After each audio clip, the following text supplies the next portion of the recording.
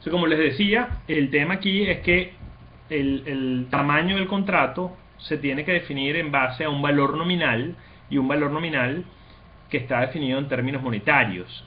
De esa forma, la tasa de interés respectiva se va a aplicar a el tamaño del contrato que se esté negociando. Entonces, en este caso no hay ninguna multiplicación, o sea, no hay que multiplicar la cantidad de activos subyacentes por el precio individual, sino que estamos aplicando directamente una tasa de interés a un capital, que es el capital que se está negociando y que se definió por la Cámara de Compensación en cada contrato. ¿Cómo debe ser el tamaño de ese contrato? Como en todos los contratos, no debe ser ni muy alto ni debe ser muy bajo.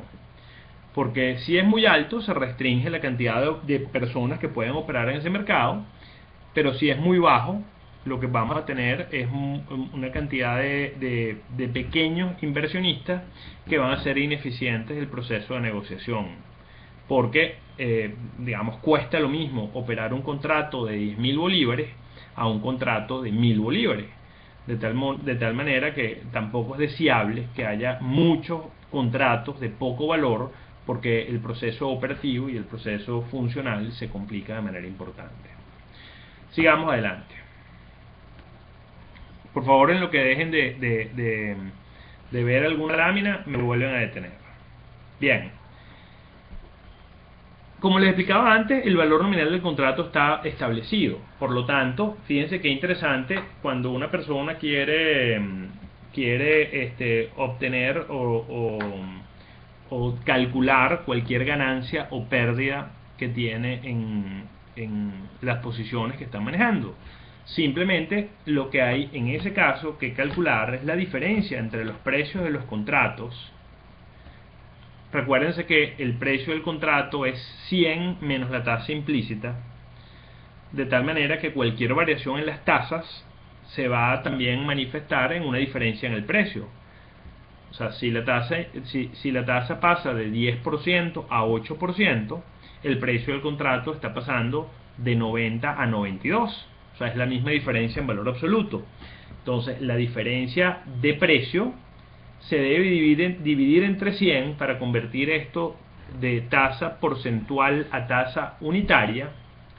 Se multiplica por el plazo del futuro que se esté negociando, es decir, si la tasa de interés que se está negociando es a 90 días, el N es 90, se divide entre 360, porque 360 es el número de días que tiene un año completo, y se multiplica por el valor nominal de cada contrato. Por supuesto, ese resultado, en función de lo que tenga cada tenedor, debe multiplicarse por el número de contratos totales que ese tenedor tenga.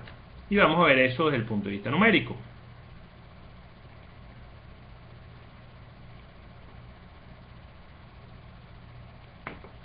Fíjense, vamos a imaginarnos que una persona negocia una tasa de interés del 12%, lo compra un contrato a una tasa de interés implícita del 12% y lo vende con una tasa implícita del 10%. Y el valor nominal de cada contrato es de 10.000.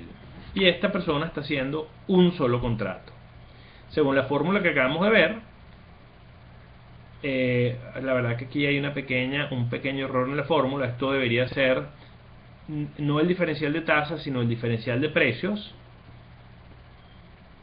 pero igual da 2 puntos. 2 puntos entre 100 es 2%.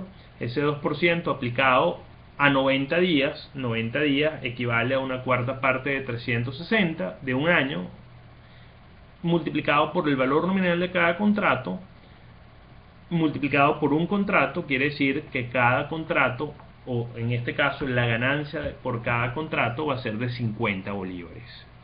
En otras palabras, la variación de cada punto de la tasa genera una variación en el precio del contrato de 25. En este caso, en nuestro ejemplo, varió en 2% la tasa de interés y el contrato cambió en 50 unidades monetarias. Por lo tanto, cada punto equivale a 25. ¿De acuerdo? Buenas noches, Jennifer, ¿cómo estás?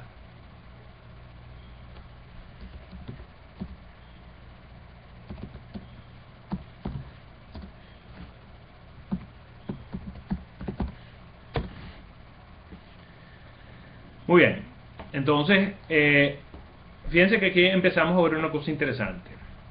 Yo les explicaba hace unos minutos que un futuro de tasa de interés puede ser visualizado o puede ser materializado, mejor dicho, a través de la entrega de un bono. Yo puedo decir, o sea, diseñar un contrato que sea contraentrega. En ese caso, lo que dijimos que se entregaba era un bono. O sea, bajo esa premisa, bajo ese supuesto, nosotros también podríamos decir en sí mismo que el contrato de futuros de tasa de interés es como si estuviéramos negociando un bono a futuro. Y fíjense qué interesante. Si yo compro un bono, yo no sé qué tanto saben ustedes de renta fija, de instrumentos de renta fija, pero todos deberíamos saber que los instrumentos de renta fija tienen una relación inversa entre precio y rendimiento esperado para ese instrumento. Es decir, si las tasas de interés suben,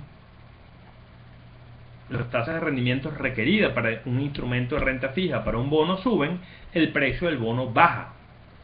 Y la razón es que el precio de un bono es el valor presente de los ingresos futuros que va a tener ese bono. En el caso de un bono, los ingresos futuros son los cupones y por supuesto el último pago o el pago del capital en función de cómo este se genere. Entonces, lo que quiero decir con todo esto es que si asimilamos o asemejamos, mejor dicho, un futuro de tasa de interés con un futuro de un bono, debemos visualizar que si tenemos o negociamos un bono a una determinada tasa de rendimiento y ese bono, desde el momento que lo transamos hasta que llega la fecha de la entrega, la tasa de rendimiento sube, necesariamente el precio de ese bono bajó. Estamos claros con esto. Es decir, si la tasa de rendimiento de algo que compramos sube, el precio de ese algo baja. Igualmente, al contrario, ocurre que si nosotros compramos un bono a futuro y la tasa de rendimiento de ese bono baja, entonces necesariamente el precio de ese bono va a subir, porque funcionan de manera inversa. O sea, mientras más rendimiento, menos precio, y mientras menos rendimiento, mayor precio. ¿Están claros con eso?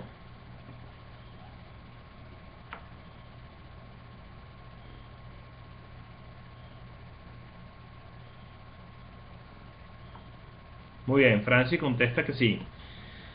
Vamos un momentico a la página donde definíamos cómo determinar el precio de un contrato de futuro de tasa de interés. Esta lámina, por cierto, fue la que yo le mandé a ustedes previa a la clase de lunes.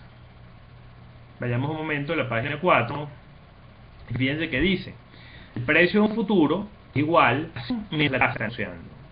Fíjense la relación inversa entre tasa-precio igual instrumento fija.